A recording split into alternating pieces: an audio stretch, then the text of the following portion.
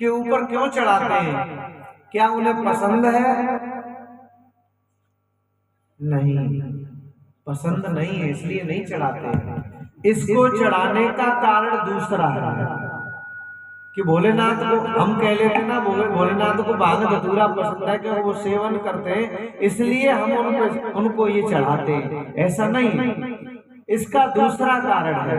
इसका कारण ये है कि जैसे कोई भगवान भोलेनाथ इतने भोले हैं कि जैसे कोई गरीब से भी गरीब है, जिसके पास कोई व्यवस्था नहीं है, जो बाजार से फल खरीद के नहीं ला सकता, बाजार से फल खरीद के नहीं ला सकता, मिठाई खरीद के नहीं ला सकता, कोई व्यवस्था नहीं है घर में, तो धतूरा ऐसा फल है कि जिसे कोई खाता नहीं है, क्योंकि खाने वाला बताते हैं अंधा हो जाता है।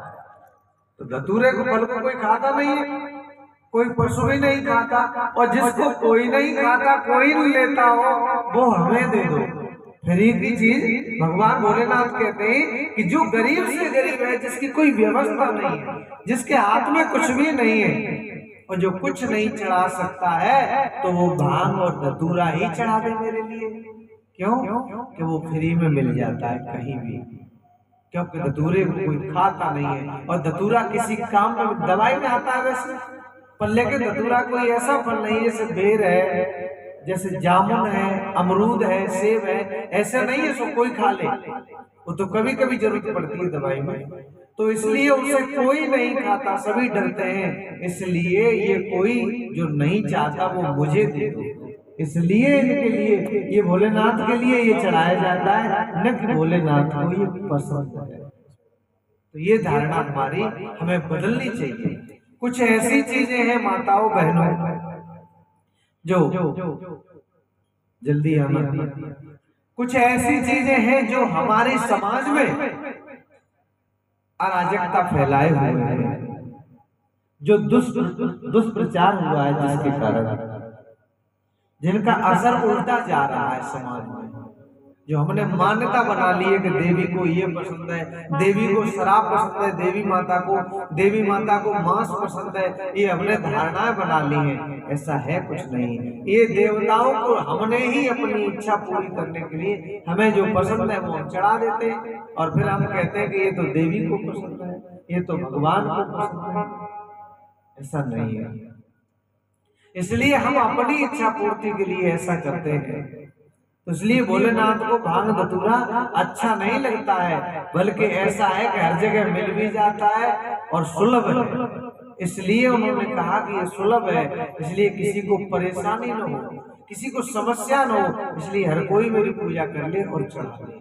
इसलिए भगवान इतने भोले वाले हैं, ऐसे ही भगवान भोलेनाथ। तो इसलिए श्रद्धा है माता पार्वती, श्रद्धा है श्रद्धा, और विश्वास है भगवान भोलेनाथ। श्रद्धा टूट भी जाती है, लेकिन विश्वास एक बार बन जाता है ऊपर अटल रहता है। इसलिए भगवान शिव अविनाशी, विश्वास अटल है। विश्वास खंडित नहीं होता, उसका विनाश नहीं होता, श्रद्धा टूट जाती है। क्यों? कि श्रद्धा अगर किसी ने ठग ली तो श्रद्धा टूट जाती है। इसलिए हाँ भाइयों, अभी वो आ रहे हैं तो सुनवाएंगे, इसलिए गोष्ठी मैंने कहा, इसलिए गोष्ठी तो नहीं कर रहे कि अच्छा नहीं लग रहा है, हाँ, क्योंकि समझाने की चीज है ना। तो मैंने कहा बहुत देर गाते गाते सुनते सुनते तो मैंने थोड़ा समझा देता हूँ, इसलिए हाँ, तो इसलिए। और वो भी जैसे अगर कोई हम रात्रि में जागरण किया है या शिवरात्रि में जाग रहे हैं, तो भगवान की असलियत जो है ना, उनकी वास्तविकता, उससे भी परिचित कराना जरूरी होता है। नहीं तो इसका दंड बोलने वाले को, सुनाने वाले को लगता है। शास्त्र ग्रंथ इस बात को कहते हैं कि भगवान की चर्चा तो बहुत सुनाते रहे, भजन भी गाते रहे, भगवान की कथाएं करते रहे, लेकिन जो वास्तविकता थी, जो रहस्य छुपे हैं, उन्हें उजागर नहीं किया तो फिर दुनिया में जाने से क्या फायदा। इसलिए ये कुछ रहस्य हैं, जो हमने कुछ मान्यताएं मान रखी हैं, जो है नहीं, तो उन मान्यताओं का हमें आदर नहीं करना है, निरादर करना है, उन मान्यताओं को दूर करना है, अलग करना है। इसलिए तो भगवान भोलेनाथ है, विश्वास मैया पार्वती है, श्रद्धा टूट जाती है लेकिन विश्वास अमर रहता है। जैसे मैया पार्वती बार बार जन्म लेती और बार बार शिव जी से विवाह हो जाता, लेकिन शिव जी एक ही रहे, क्योंकि शिव जी हर समय वो क्या क्या पीते, ध्यान की भांग पीते, वो ध्यान में रहते, ध्यान में मग्न हर समय, और वो इसलिए अमर थे, इसलिए अविनाशी है वो भोलेनाथ, अजर और अमर है, महायोगी है, त्रिलोकेश्वर है, तीनों लोकों के ईश्वर है, अजर अमर है, उनका कभी विनाश नहीं होता।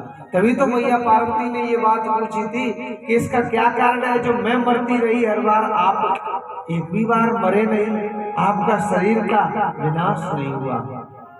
तब तो उन्होंने कहा, पार्वती ये अमर कथा का प्रभाव है। अमर कथा कौन सी है? अमर कथा कोई कहानी नहीं है, ये अमर कथा गुरु और शिष्य के बीच की एक ये ब्रह्म ज्ञान है, ये गोपनीय वार्ता है, गुरु और शिष्य की वार्ता है, गुरु और शिष्य का संवाद है।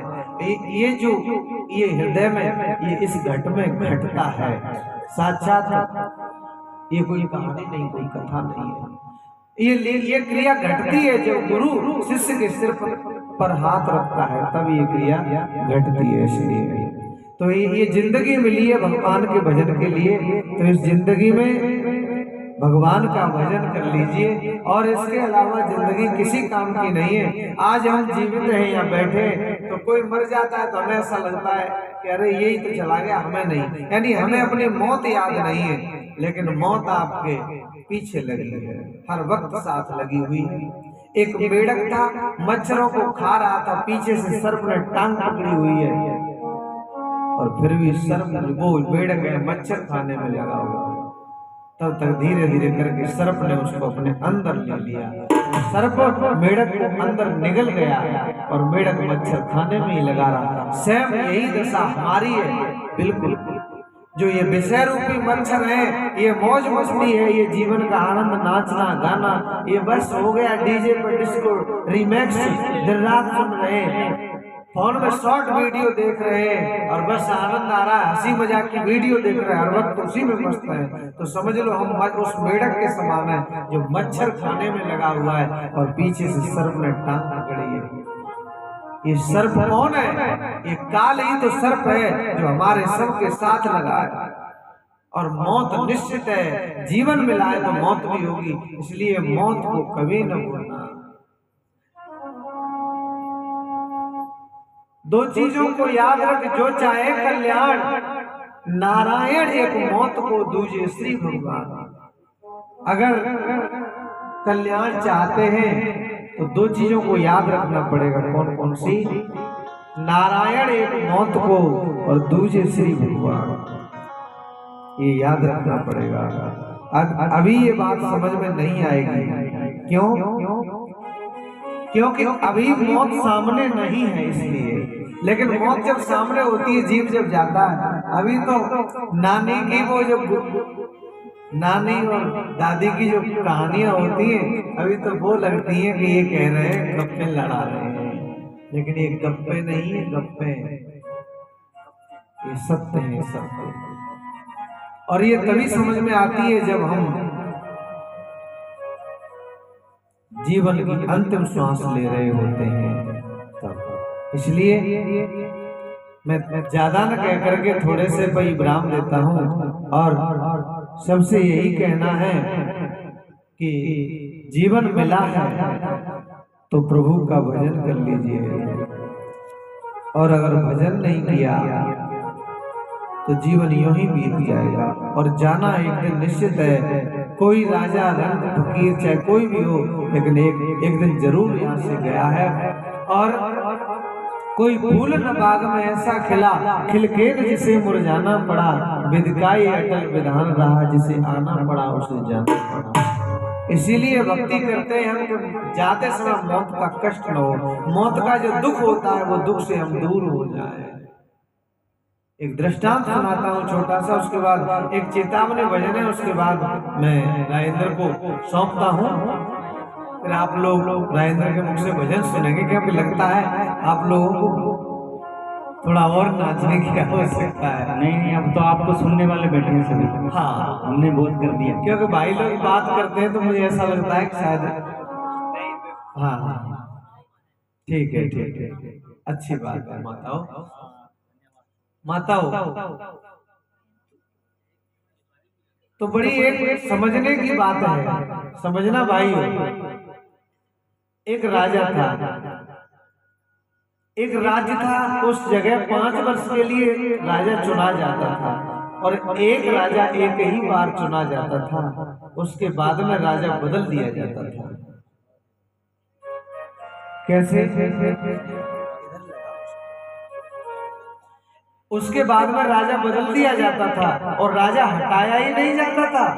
एक बहुत बड़ी समस्या थी माताओं, राजा को ले जा करके उस राज्य के सीमा के किनारे, उस राज्य की सीमा पर एक नदी थी, बड़ी नदी, और उस नदी के पार जंगल था, जंगल वन था, और उसी जंगल में छोड़ दिया जाता था। तो समझना थोड़ा भाई,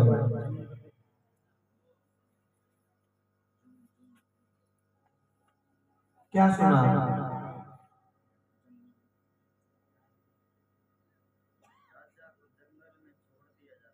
बहुत अच्छी बात है।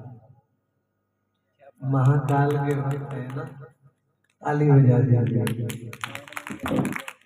अच्छा, कांवड़ लेके आए हैं? वाह वाह वाह, हरिद्वार से। तो देखिए बात सही है।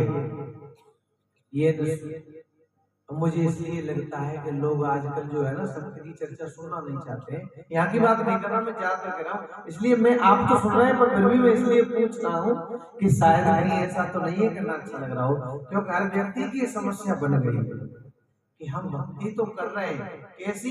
जो मन में आ रही है वैसी, लेकिन ईश्वर की जो गहराई की चर्चा है, जो हमें वास्तव में जीवन बदलती है, उससे कोई नहीं सुनना चाहता। इसलिए मैं बार बार आपसे पूछता हूँ, क्योंकि आप लोग ये सोच रहे हैं बार बार पूछते हैं, बार बार इसलिए पूछता हूँ कि कहीं ऊब तो नहीं रहे, क्योंकि मेरा भी समय बड़ा अमूल्य है, अनमोल है। इसलिए मैं चाहता हूँ कि जितनी देर सुनेंगे उतनी देर सुना, उसके बाद बंद कर दो।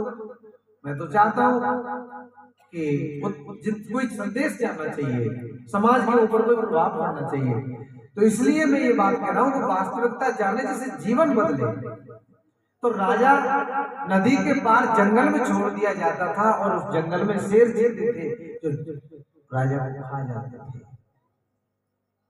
अब बड़ी गहराई की बात है, अब जो भी राजा आता 5 वर्ष खूब मौज मस्ती करता, क्योंकि राज्य उस राज्य का संभालता ना, राज्य संभालता। तो आज तो जाना नहीं है, कहता अरे अभी तो पढ़िए 5 वर्ष है, यही सोचता रहता था। अभी तो 5 वर्ष है, फिर 4 हो जाएगा, अभी तो बहुत समय है, अरे आएगा देखा जाएगा, क्योंकि ये आगे का किसी को ध्यान नहीं होता है। लेकिन बिरले लोग होते हैं जो वो उसको भविष्य को वर्तमान में जी लेते हैं, बिरले लोग होते हैं, और वो जागे हुए सजग लोग होते हैं, एकदम से सचेत। तो ऐसा कोई बिरला होता है। तो प्रत्येक राजा यही सोचता था कि अभी तो समय बहुत है और क्या करना है, मौज मस्ती करो, राज्य करो, आनंद लो। तो खाने में पीने में, ज्यादा रानियां रखने में, यही राजाओं की इच्छा हुआ करती है, ज्यादा रानियां रखो और बस मौज मस्ती करो, खाओ पियो, अच्छा खाओ, बस यही है। तो खूब 5 वर्ष व्यतीत कर, 5 वर्ष पता नहीं चलती थी कि वो मौज मस्ती का समय पता नहीं चलता है, और 5 वर्ष से कब निकल जाती किसी को पता नहीं चलता था। तब आता था और जगाया जाता था, आकर के बताया जाता था, हाँ जी कल तैयार रहना, आपका समय पूरा हो चुका है, कल आपको ले जाया जाएगा। तब जब ले जाने का समय आता तब प्रत्येक राजा रोता था और पश्चाताप करता था कि मैं क्या करूं, अब मेरा क्या होगा, मैं नदी के पार और जंगल में छोड़ दिया जाऊंगा, वहां मुझे शेर चीते खा जाएगा। प्रत्येक राजा रोता, बेटा बेटा बेटा ए बेटा ध्यान दो, प्रत्येक राजा रोता था, इधर ध्यान दो, बड़ी अच्छी बात है। लेकिन एक राजा ऐसा हुआ, माताओं आश्चर्य की बात, एक राजा ऐसा हुआ जो जा रहा था ना, जिसके 5 वर्ष पूरे होने के बाद जब जा रहा था तो राजा मुस्कुरा रहा था। नाव में बिठा करके नदी में तभी तो पार करते थे, तब जंगल में छोड़ते थे। तो नाव में जब बिठाया तो राजा मुस्कुरा रहा था। तो जो छोड़ने के लिए लोग गए थे, पूरा पूरा गांव जो था विदा करने के लिए जाता था, सिपाही लोग जाते थे और परिवार वाले भी जाते थे, तो सभी विदाई करते थे उसकी बड़े सम्मान से, लेकिन छोड़ना होता था, ये नियम था। तो जब उसको विदा कर रहे सभी गांव वाले, राज्य के जो लोग थे, कुछ परिवार वाले रो भी रहे थे, दुखी हो रहे थे, उन्हें क्या पता था, लेकिन राजा खुश हो रहा था, हंस रहा था, राजा प्रसन्न था। राजा की प्रसन्नता को देख करके लोगों ने कारण पूछा कि आप इतने प्रसन्न क्यों नजर आ रहे हो? क्योंकि जब भी कोई राजा यहाँ से विदा किया जाता था तब वो रो करके विदा होता था, अश्रुपात होता था उसका, लेकिन आप तो प्रसन्न अवस्था में, प्रसन्न चित्त लग रहे हो, इसका कारण क्या है? तब उस राजा ने बड़े पते की बात बताई, मेरे नौजवान भाइयों समझना। उस राजा ने ये पते की बात बताई कि मैं इन 5 वर्षों में बैठ के सोया नहीं, मैंने मौज मस्ती नहीं की, मैंने केवल राज्य के उसमें आनंद में मग्न नहीं रहा, मैंने एक मिशन शुरू किया था। क्या? जिस दिन से मैं राजा बना था उसी दिन से मैंने अपने सैनिकों को भेज करके नदी के पार जंगल को काट करके वहां एक सुंदर महल बनवा लिया। जंगल को कटवा करके बड़ा सुंदर महल बनाया है मैंने, और वहां मैंने राजधानी बसाई है। अब मैं यहाँ से जा रहा हूँ और वहां का राजा बनूंगा जाकर के। समझ में आ गई? यहाँ से जा रहा हूँ, मैंने यहाँ भी राज्य किया और यहाँ से जा करके अब मैं वहां का राजा बनूंगा, इसलिए मैं प्रसन्न हूँ। बात समझ में आ गई मेरे भाइयों? यही हमारा जीवन है कि जो ये जवानी मिली है हमें, हकीकत में भजन के लिए मिली है। भजन कर मस्त जवानी में बुढ़ापा किसने देखा? पैर से लंगड़े हो जाओगे, तीर्थ तुम कर नहीं पाओगे, तीर्थ कर मस्त जवानी में बुढ़ापा किसने देखा?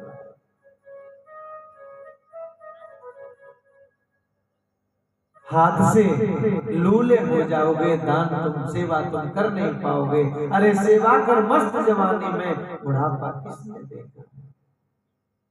तो बुढ़ापा किसने देखा है? हर कोई यही सोचता है कि अरे बुढ़ापा आएगा तब भजन कर लेंगे। नहीं, बचपन से ही शुरुआत हो जाए इसकी, बचपन से ही। ये नहीं कि आपके बच्चों की पढ़ाई छूटेगी। आज मैं आपको गारंटी देता हूँ इस बात की, आप बच्चों को रोकना नहीं मेरी माताओं मेरी बहनों, आपके बच्चे बिगड़ेंगे नहीं, इन्हें भक्ति से दूर न करना आप लोग। आपके बच्चे अगर बिगड़ जाएं तो इस बात की मैं गारंटी देता हूँ बिगड़ेंगे नहीं। आपके बच्चे और अच्छे पढ़ेंगे और अच्छी पढ़ाई करेंगे। ये कचरा बना है ना, शॉर्ट वीडियो देख देख करके जो कचरा भर गया है।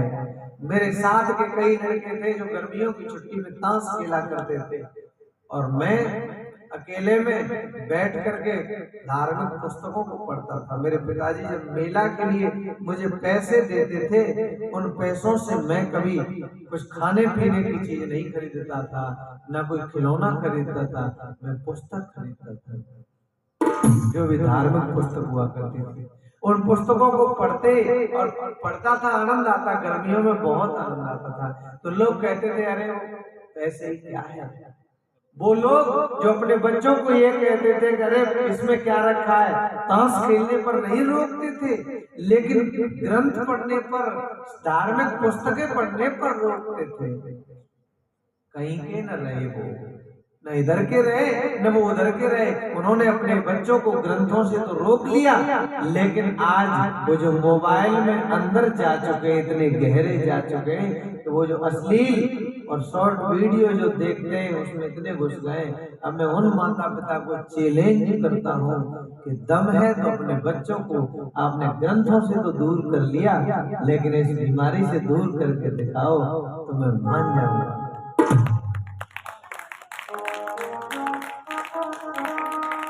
इसलिए मेरी माताओं मेरी बहनों, आपके ऊपर बड़ी जिम्मेदारी है, आपका इसमें बहुत बड़ी आपकी भूमिका है। अगर आप अपने बच्चों को ग्रंथों से जोड़ के रखोगी तभी ये आपकी सेवा करेंगे। आप सोचती हो कि ये अंग्रेज बन जाए, विदेश में चल जाए, पढ़ लिख के नाम हो जाएगा। अरे जब चले जाएंगे विदेश में, जब आपको ही नहीं समझेंगे, पशुओं की तरह माता पिता को छोड़ जाएंगे, जिन्होंने पाला पोसा, इतना बड़ा किया, जिन्होंने इतना प्रेम दिया, और उनको ही छोड़ के चले जाएंगे, फिर उन्हें आप पढ़ा लिखा समझोगी? नहीं, वो कहाँ से पढ़े लिखे? वो तो उन पशुओं से गए बीते हो जाते हैं जो पशु अपने परिवार को छोड़ के नहीं जाना चाहता। भैंस, उसके कई बच्चे हो जाए, भैंस को बेच देना तो सभी वो रमाते हैं, अपनी आवाज में रोते हैं। तो पशु ही तो अच्छा है। और ये हमारी संतान क्यों हो गई ऐसी कि हम चाहते हैं कि बस अंग्रेज बन जाए, और चाहे कुछ सब कुछ नष्ट हो जाए पर अंग्रेज जरूर बन जाए, अंग्रेजी बोलने लगे, बस ये चाहते हैं। और इसलिए क्या फायदा मिलेगा आपको? इसलिए बच्चे बिगड़ेंगे नहीं, आपके पढ़ाई भी करेंगे। और मैं आपको ऐसे अनेकों उदाहरण दे दूंगा। मैंने बहुत सी पढ़ाई छोड़ने के बाद फिर मैंने पढ़ाई की, पढ़ाई छूटी मेरी, ग्रंथों में एक मन में यही लगा रहता था कि मौत आएगी। हकीकत में मैं भगवान आज प्रसन्न है या मुझसे नाराज है, मैं कैसे जानूंगा? मैं ऐसा कुछ जानना चाहता हूँ जो भगवान मुझे महसूस हो कि मैं जो कर रहा हूँ वो अच्छा कर रहा हूँ, ये मैं जानना चाहता हूँ। और अपने जीवन में ऐसा अंदर दुख था कि क्या होगा आगे, कैसी जिंदगी गुजरेगी, कैसे क्या होगा, मौत आएगी कैसे क्या करेंगे। आज सच में लगता ही नहीं है कि भगवान दूर है। गुरुदेव की ऐसी कृपा है, गुरुदेव की ऐसी कृपा है कि लगता ही नहीं कि भगवान दूर है। तत्काल जो अंदर से प्रार्थना करो, जो आपको समस्या है वो अपने गुरुदेव के समक्ष रखो, अंतर्यामी के समक्ष, और तुरंत ही उसका समाधान मिल जाता है। ये भक्ति में होता है और किसी में नहीं होता। इतने पढ़े लिखों को देखता हूँ, इतने बस दुखी देखे, टेंशन में है, परेशान है, बस रोते ही रहते हैं हर वक्त। सब कुछ पा लिया पर वो नहीं पाया जिसको पाना था, इसीलिए तो दुखी है। वो नहीं पाया जो पाना था। जिन एक को नहीं जानिया सब जग जान अजान, जिसने उस एक को नहीं जाना वो सब सारा संसार जानते हुए भी अनजान है। इसलिए देख लो कितने बड़े बड़े पैसे वाले एक से पड़े हैं, पर लेकिन फिर भी मैंने सिर्फ खुजलाते देखा है, दुखी देखा है। क्यों? कि उन्हें वो नहीं मिला जो मिलना चाहिए था। इसलिए आपके बच्चे बिगड़ेंगे नहीं, मैं इस बात की माताओं बहनों गारंटी देता हूँ, बच्चे आपके अच्छे बनेंगे। क्यों? कि भक्ति मन को पवित्र करती है, बुराइयों से दूर करती है। भक्ति जो होती है वो बुराइयों से दूर करती है, आपके बच्चों को अच्छा बनाएगी। मैं ये नहीं कह सकता कि एकदम बनाएगी, पर धीरे धीरे बनाएगी जरूर। और जब अच्छे बनेंगे तो आपकी सेवा भी करेंगे, पढ़ाई भी अच्छी करेंगे। और मैंने पढ़ाई छोड़ी क्योंकि डर था अंदर के मौत आ जाएगी, क्या होगा, तो एकदम पढ़ाई में फिर पढ़ाई में नहीं रहती। एक बार पढ़ाई रोक दी, रोकने के बाद ग्रंथों में लगा, सदगुरु की शरण में गया, गुरु की कृपा पर मुझे समझ में आ रहा काय का डर, जब गुरुदेव है फिर क्या डर है। तो फिर पढ़ाई दोबारा की, आज भी करता हूँ, मन लगता है। आज भी मैं अंग्रेजी पढ़ने में, सब कुछ पढ़ने में अच्छा लगता है मुझे, हर विषय मुझे अच्छा लगता है। तब ऐसा लग रहा था क्या है, तो ये चीज है, तो इनकी पढ़ाई छूटेगी नहीं। इसलिए अब वहीं आ जाइए, वो जो राजा था, जीवन का सार समझना है, वो जो राजा था, तो वो राजा क्या है? ये वो राजा कोई और नहीं, हम ही है। हम और आप ही वो राजा हैं जो 5 वर्ष के लिए एक समय निश्चित किया गया था कि इतने दिन के लिए राजा बनाना है। खाने पीने में ज्यादा, रानियां रखने में मस्त रहते थे, पर जीव भूल ही जाते थे कि हमें वहां भी जाना है, जंगल में जाना है। इस बात को किसी को याद नहीं रहती थी, इसीलिए उन्हें रोना पड़ता था। लेकिन वो भी राजा था जो अपना ये राज्य चलाता रहा। इसी राज्य के चलाते चलाते उसने जंगल में महल बनवा लिया, राजधानी बसा ली। अब क्या, यहाँ से जाकर वो वहां का राजा बन गया, तो किस बात का दुख है?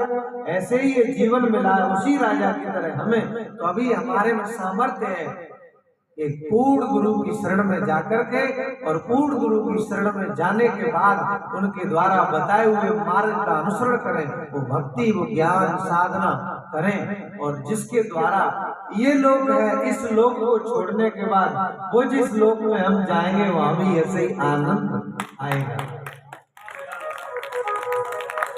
वहां के भी हम राजा बने, वहां भी ऐसे ही हमारा जलवा रहे जैसे यहाँ है। अब ये लोग जो दुनिया वाले क्या देखते हैं, बस बुढ़ापा अच्छा गुजरे, बस कहते हैं ना, बस बुढ़ापा अच्छा कट जाए इसलिए पैसा इकट्ठा कर लो, ये कर लो, बुढ़ापा अच्छा कट जाए। लेकिन महापुरुष बुढ़ापे से भी आगे का सोचते हैं, बुढ़ापे की चिंता नहीं करते, क्योंकि ये जीवन तो जैसे कटेगा कट जाएगा, लेकिन क्योंकि शरीर है ना, शरीर आपके पास है, तो माताओं कुछ भी कर लोगी आप, ये 4 रोटी की जगह 2 रोटी खा करके भी हम आप जिंदगी गुजार सकते हैं। थोड़ा भूखे रह लेंगे, मरे तो नहीं जा रहे, लेकिन शरीर छूटने के बाद फिर कुछ हाथ में नहीं रहता, फिर कुछ होता नहीं अपने पास, फिर तो पश्चाताप ही पश्चाताप होता है और कुछ नहीं होता। इसलिए मैं जानता हूँ कि ये मार्ग बड़ा कठिन है, ये एक दिन में कुछ नहीं हो सकता, ना एक वर्ष में हो सकता है, लेकिन अभ्यास करना शुरू कर देंगे अगर आप आज से ही, तो धीरे धीरे करके हो जाएगा एक दिन। मैं जानता हूँ इस मार्ग पर जो चलता है, मैं भी चलता हूँ, तो गिर जाता हूँ, फिर उठना पड़ता है, फिर बुराइयां मन में, फिर बुरे विकार आ जाते हैं, फिर गिरा देते हैं, फिर चलना पड़ता है। इसीलिए तो धीरे धीरे करके इसमें समय लग जाता है, एकदम कोई नहीं चल पाता है। इसलिए प्रयास अपना जारी रखिए, यहाँ से कदम बढ़ाइए अपने और आगे चलिए। भक्ति करनी है, और भक्ति में जीवन जब व्यतीत होगा तो आगे पता है ना, कहते हैं भगवान यमदूत उनको लेने आते हैं कि भगवान के भक्त नहीं होते, जो भगवान की इच्छा से नहीं चलते, उन्हें यमदूत लेने नहीं आते जो भगवान के सच्चे भक्त होते हैं। वो भगवान कैसे आते हैं पता है, साक्षात धर्म के धर्मराज आते हैं लेने के लिए, बड़े सुंदर वेश में आपसे कहेंगे पुत्र चलो, और जब चलना होता है ऐसे जो दंड होता है ना यमराज के पास, वो दंड से प्राण खींचते हैं, ऐसे प्राण आपके जबरन खींचे नहीं जाएंगे, कहा जाएगा चलो अब समय आ गया, और बड़े इज्जत और सम्मान के साथ आपको ले जाएंगे। कितना अच्छा लगेगा, फिर आपको दुख होगा नहीं होगा। बाहर जाते हैं आप लोग जहाँ परिचय नहीं होती है, तो कहते हैं ना, जैसे आप कहीं गए, मान लीजिए कलकत्ता गए, कलकत्ता में कोई परिचय है नहीं, तो दुखी तो होंगे, अरे यार कहाँ रहेंगे, कहाँ खाएंगे, कहाँ पिएंगे, कहाँ नहाना होगा, कहाँ धोना होगा, क्या कहाँ करेंगे। और आपका अगर कलकत्ता में परिचय है तो कहेंगे अरे क्या चिंता है, हमारे यहाँ रिश्तेदार रहते हैं, बस उनके पास जाएंगे और बैग रखेंगे, आनंद से कहेंगे शौचालय कहाँ है, शौचालय फ्रेश होंगे, और का बाथरूम कहाँ है, स्नान करेंगे, फिर भोजन भी मिलेगा, तो क्या बात की चिंता है कि नहीं चिंता होती। तो ऐसे ही करके ये है, अगर वहां परिचय बना लोगे अभी से तो बात बन जाएगी, और अगर अभी से परिचय नहीं बनाया तो बात बिगड़ जाएगी, और अंधे होकर के वो बिल्कुल जीवन नरक बन जाएगा। और जाना एक दिन जरूर है। किसी ने बहुत सुंदर लिखा है, बहुत सुंदर,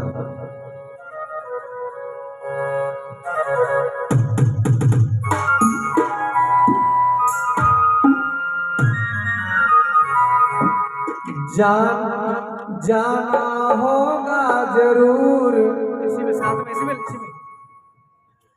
जाना होगा जरूर, एक दिन जाना होगा जरूर, जाना होगा जरूर, एक दिन जाना होगा